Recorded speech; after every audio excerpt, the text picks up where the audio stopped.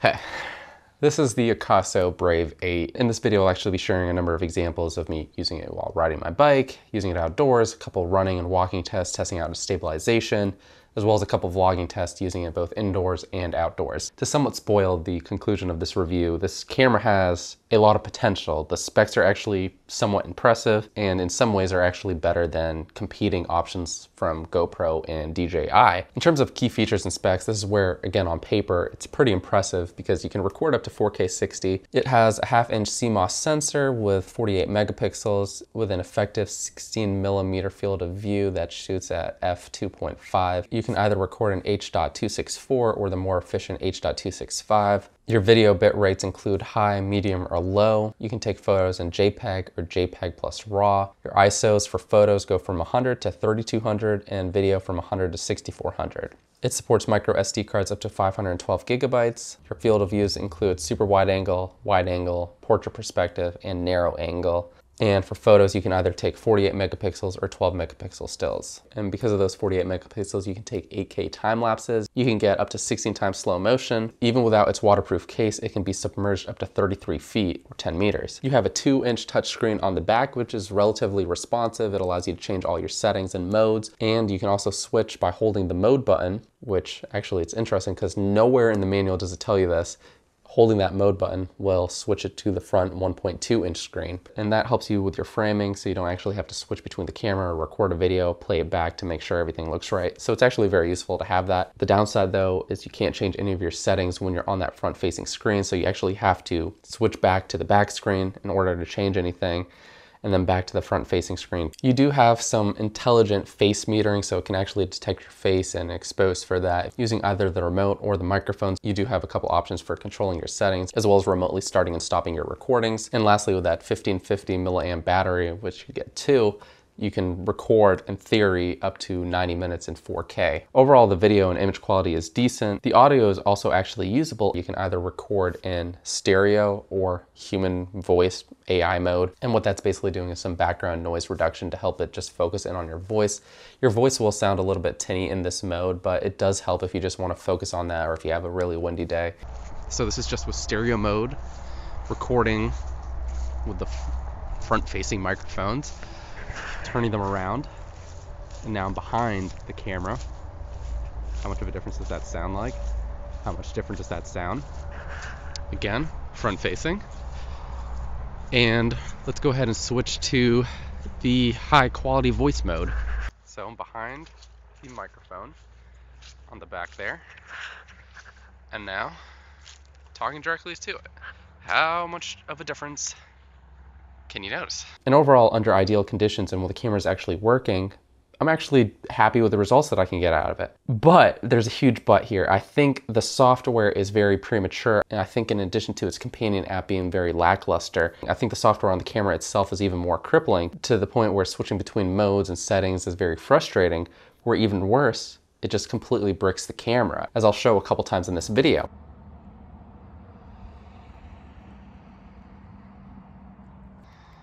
Here's another example of the camera just turning black for whatever reason when we're switching modes. Don't know why, but this is probably going to require me to hard reset it now.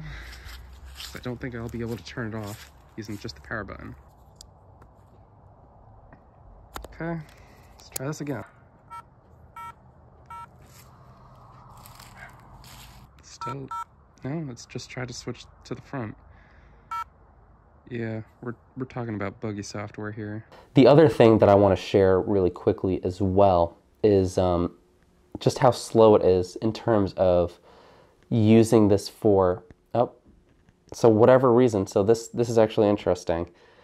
This is exactly what caused the camera to crash or stop working, and I think I've just found the culprit. I wasn't recording a video clip, as you saw. I thought that perhaps switching out the memory card with a clip that was maybe causing an issue. Nope, it's switching modes.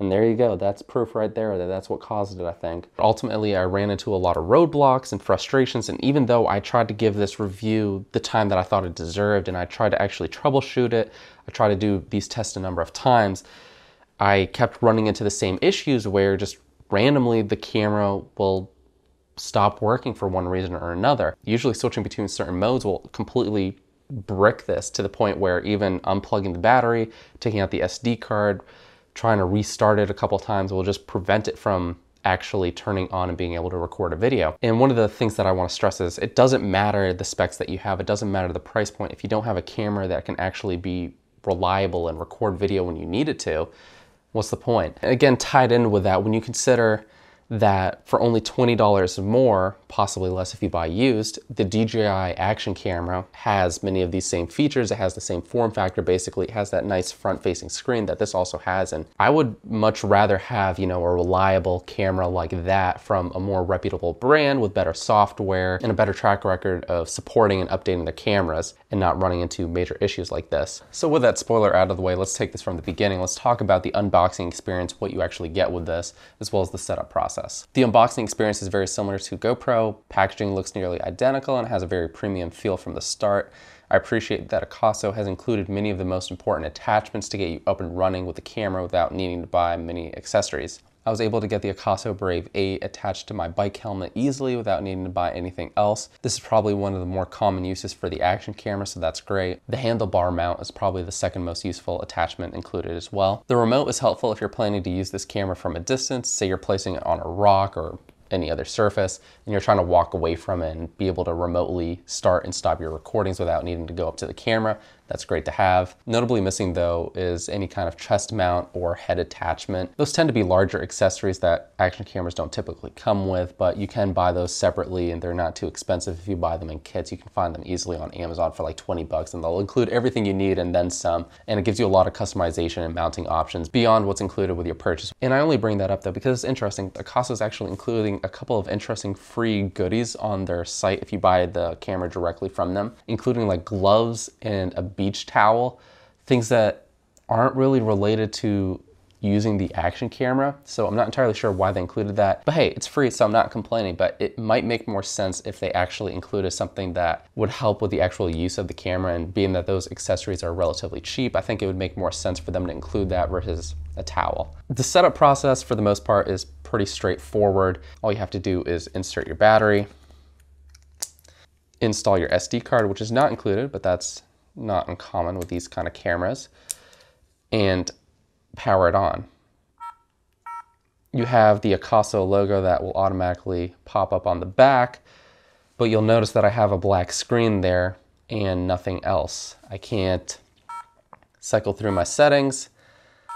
Hitting the display button will just turn it off, but I can't actually record any video. I can't see what's going on there. That's one of the major issues that I've been running into time and time again that has made completing this review almost impossible for me. But with my initial setup, when it did work, after that, you are going to be prompted to connect to the Akaso Go smartphone app. That's where you'll get additional options like controlling settings remotely from your phone app, starting and stopping your recordings, as well as enabling that super smooth stabilization, which does require the smartphone app to export. Again, I'll take you through the smartphone experience in a little bit more detail, but unfortunately I can't due to the fact that the camera will no longer let me. Again, keeping that to the side for right now. The other thing that was a little bit weird with the initial setup process and something that I didn't really like is the fact that you're required to connect to the smartphone app, and the camera will only let you turn on the camera and actually use it without connecting to it 2 times before actually forcing you to, which in my opinion is really upsetting. I don't think you should ever be forced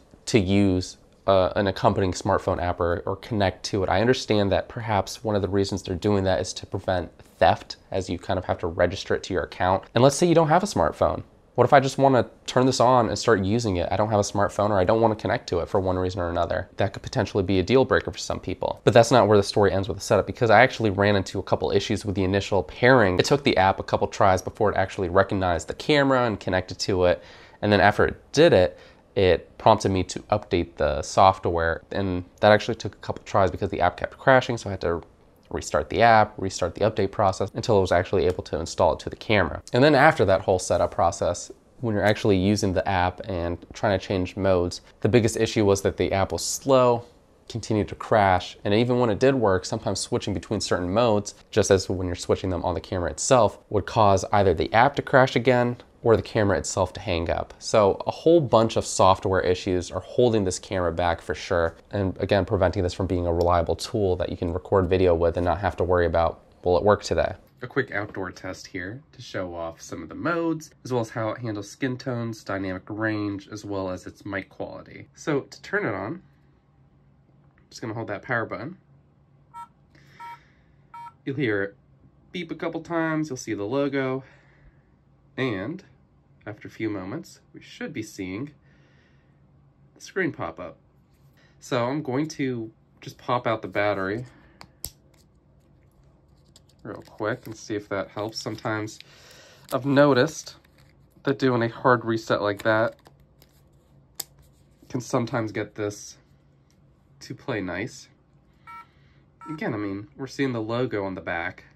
So without even trying that right there is a good example showing this requires a lot of setup time and sometimes a lot of troubleshooting that prevents it, again, from being that useful tool that I expect from it. There's a very good possibility that maybe I got a dud, but just seeing previous reviews and people's experience with other models of Akaso products, I'm not entirely sure if that is the case. And then so tied in with that, I did have a lot more tests and other in-depth comparisons that I wanted to make with this, but it was just such a frustration to use and make those comparisons that it wasn't worth the time to try and go out and recreate those tests and to troubleshoot why this wasn't working, that it somewhat limited my ability to provide those detailed experiences for you.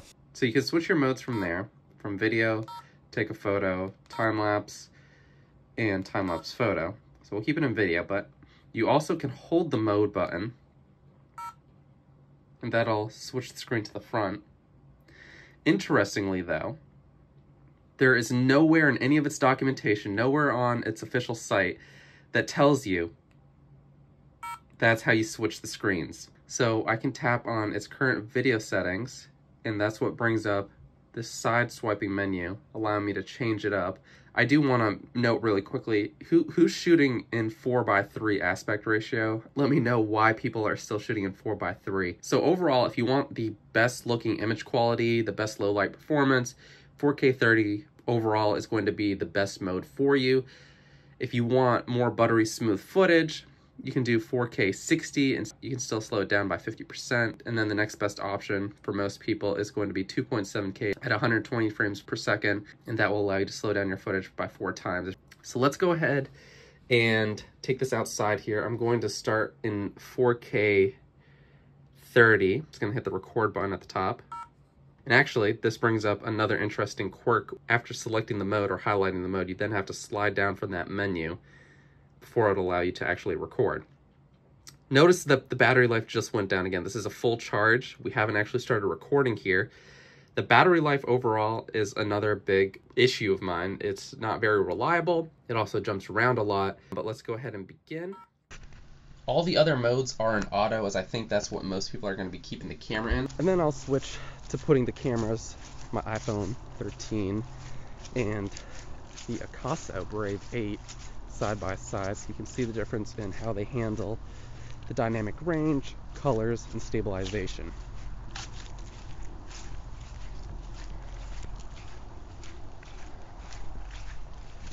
Running.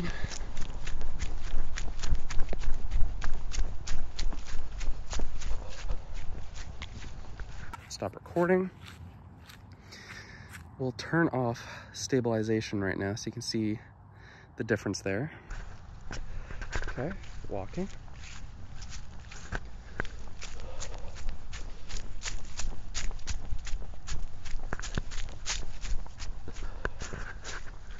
If you swipe up from the bottom, this is where you can see more of your settings.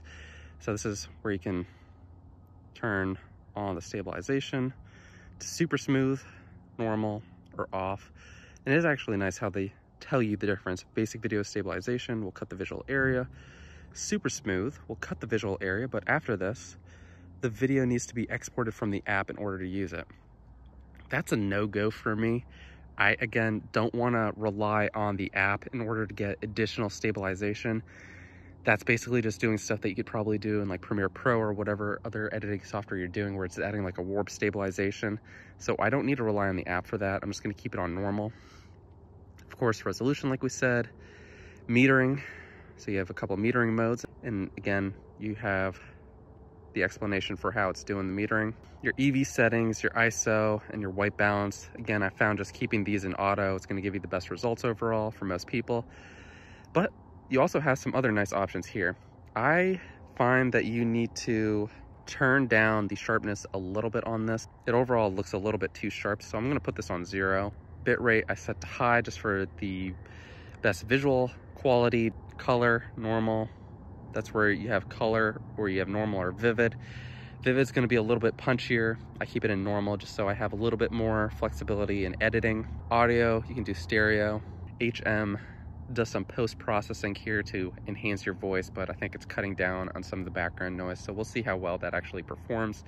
And then you have your light mode. If my understanding of this is correct, this is basically adjusting your shutter speed. Probably want to leave this off for the most part, especially if you're using this as an action camera as it's intended. I've already shared a number of the issues that I've experienced with this review, but I'll summarize some of the main ones again here. Kind of like another issue that I ran into, the recording times would jump around a lot. Again, that goes back to software where it doesn't really know how much battery percentage it has left. 1 minute it would show that it's about at 55%, the next it would jump back up to 70%, and then a few moments later it would completely die. And then basically I knew that if it was below 20%, that I probably had less than a couple minutes before, again, it would die. It does tend to struggle again in high contrast scenes, but for the most part, the footage is usable. It's a little bit sharp out of the box, so I would reduce the sharpness. Unfortunately, it can only do 200 frames per second in 1080p, where again, those competing models can do 240.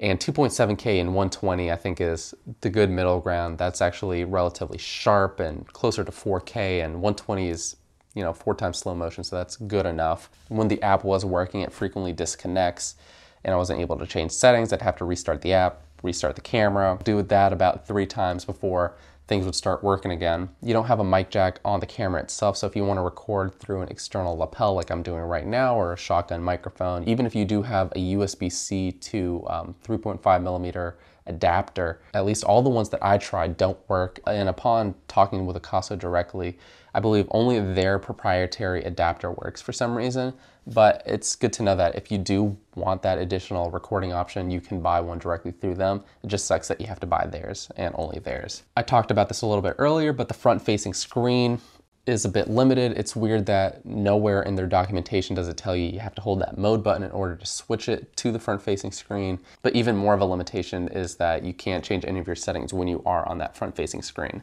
This is somewhat minor, but I like to shoot everything in 24p just to match it up on my timeline when I'm editing. There's no 24p on the camera right now, but again, I was talking to them and it sounds like they might be able to add that with a future update, so we'll see. So to wrap this up, I didn't come in with like high expectations. It's not like I expected this to be better than a GoPro or be better than my iPhone 13. It's that I wanted it to work, and honestly, for the most part, it didn't. It fell short in that way. Is this exclusive to my unit? Maybe for some of the issues, but again, when I was corresponding with Akaso, some of these issues are known, and I think they were saying that in future software updates, they're working on fixing some of them. So I know at least for some of these issues, other people are experiencing them too, and their internal team is aware of it. So I can't completely say that everything is attributed just to my unit. At $280, it is a hard sell, and arguably the DJI is more reliable and probably will get you better video quality. If perhaps they can get things straightened out with this, it's worth considering. But unfortunately at this time, even though I tried very hard to review this and